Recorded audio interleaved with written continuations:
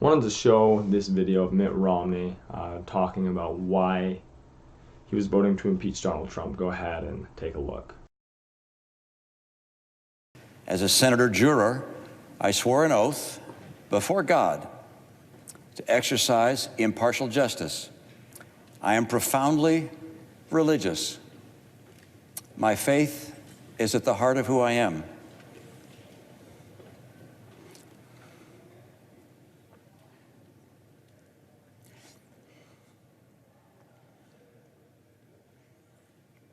I take an oath before God as enormously consequential. I knew from the outset that being tasked with judging the president, the leader of my own party, would be the most difficult decision I have ever faced. I was not wrong. The President's counsel also notes that Vice President Biden appeared to have a conflict of interest when he undertook an effort to remove the Ukrainian prosecutor general. If he knew of the exorbitant compensation his son was receiving from a company actually under investigation, the vice president should have recused himself. While ignoring a conflict of interest is not a crime, it is surely very wrong. With regards to Hunter Biden, taking excessive advantage of his father's name is unsavory, but also not a crime. Given that in neither the case of the father nor the son was any evidence presented by the president's counsel that a crime had been committed, the president's insistence that they be investigated by the Ukrainians is hard to explain other than as a political pursuit. There's no question in my mind that were their names not Biden, the president would never have done what he did. The grave question the Constitution tasks senators to answer is whether the president committed an act so extreme and egregious that it rises to the level of a high crime and misdemeanor. Yes, he did. The president asked a foreign government to investigate his political rival. The president withheld vital military funds from that government to press it to do so. The president delayed funds for an American ally at war with Russian invaders. The president's purpose was personal and political. Accordingly, the president is guilty of an appalling abuse of public trust. What he did was not perfect. No, it was a flagrant assault on our electoral rights, our national security, and our fundamental values. Corrupting an election to keep oneself in office is perhaps the most abusive and destructive violation of one's oath of office that I can imagine. With my vote, I will tell my children and their children that I did my duty to the best of my ability, believing that my country expected it of me. I will only be one name among many, no more, no less, to future generations of Americans who look at the record of this trial. They will note merely that I was among the senators who determined that what the president did was wrong, grievously wrong. We are all footnotes at best in the annals of history, but in the most powerful nation on earth, the nation conceived in liberty and justice, that distinction is enough for any citizen. So I'll mention that Mitt Romney is my senator. I'm from Utah, and he's pretty well liked in the state.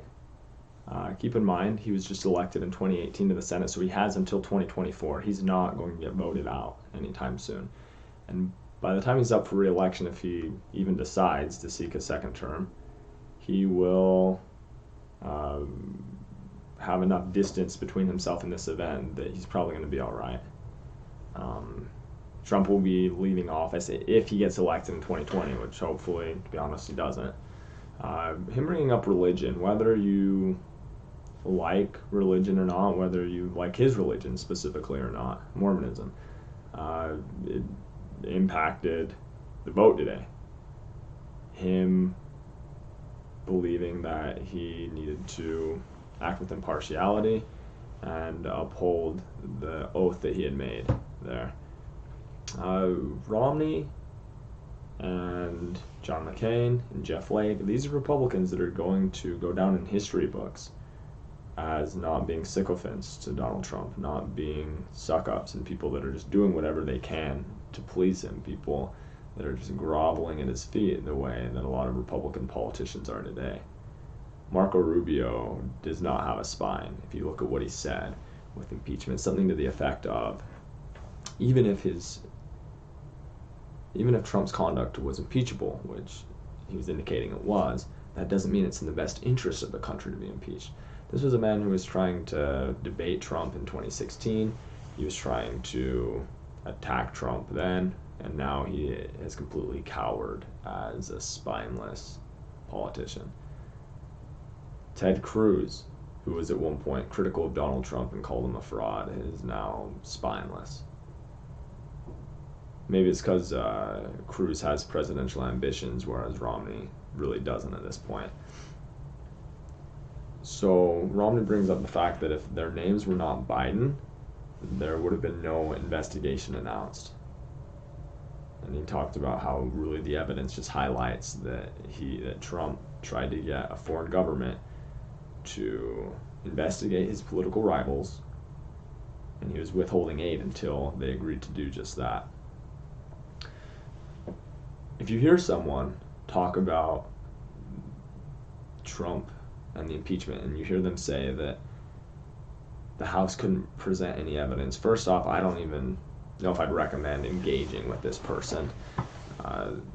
It's probably not the most educated individual, and it's probably not an individual that's open to really be persuaded, but if you decide to, you can bring up Gordon Sondland and his testimony in the House, where it said there was a quid pro quo and everyone knew about it.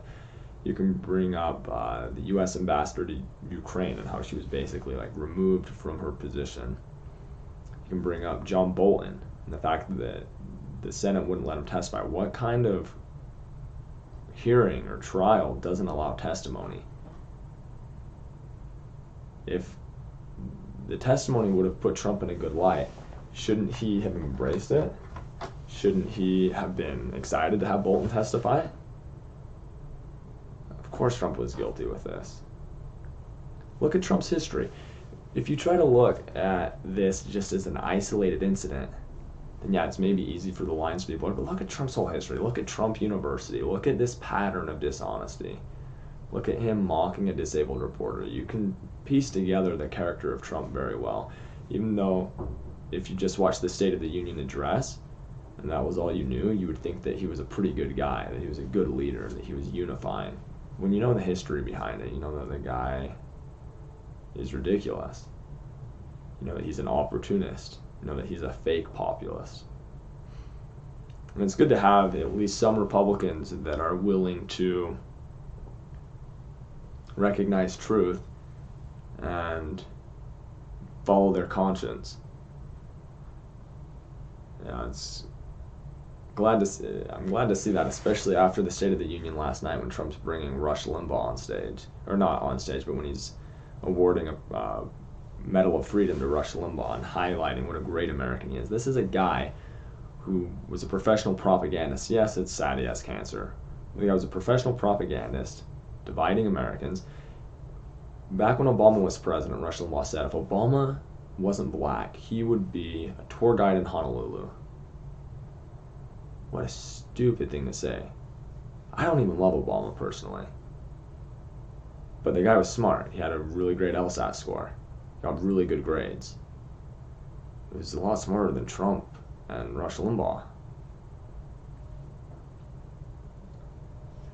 Go ahead and comment below. Highlight what you think about the impeachment, about Mitt Romney's testimony. Thanks for watching.